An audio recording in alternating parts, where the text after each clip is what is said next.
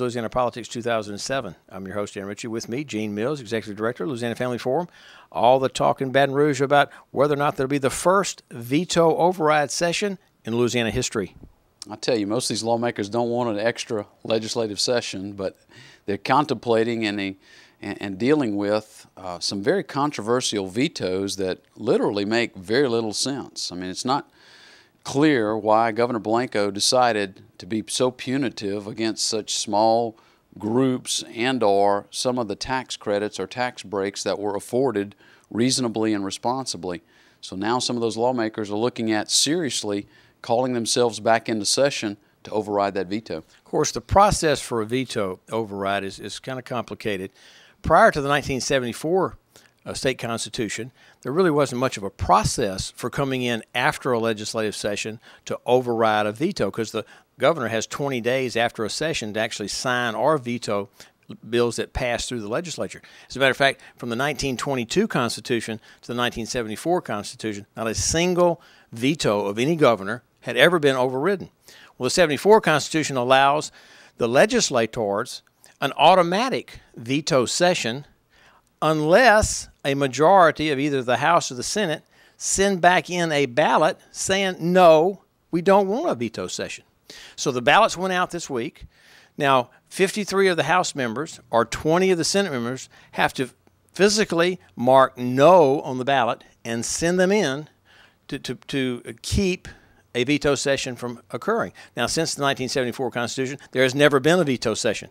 What makes this year different? Well, Blanco's probably the weakest governor we've had, obviously, since 1974. She vetoed some very popular bills, especially the one that repeals the sales tax exemption on the business side for utilities. Well, those and secondarily, the one that offers a tax deduction to the private and parochial school students and their families against state income taxes. Those two measures seem to be driving this veto session override. Well, and these were bills that didn't pass in squeaker votes. These were bills that passed overwhelmingly. And so here Blanco, an unpopular governor, vetoes very popular legislation. And, you know, she's got herself, the Speaker of the House, Joe Salter, Don Hines, the President of the Senate. Those are the only really three people out front to try to keep a veto session from occurring. You have the whole business community. You have the any number of groups that are supporting any number of those issues that were vetoed. Frankly, I'm predicting the first veto session in Louisiana history. It couldn't have happened to a more appropriate administration. I mean, this right here is a cut across the lines. You have, it's not a D or R opposition. It's not a north or south, a east or west, business or social.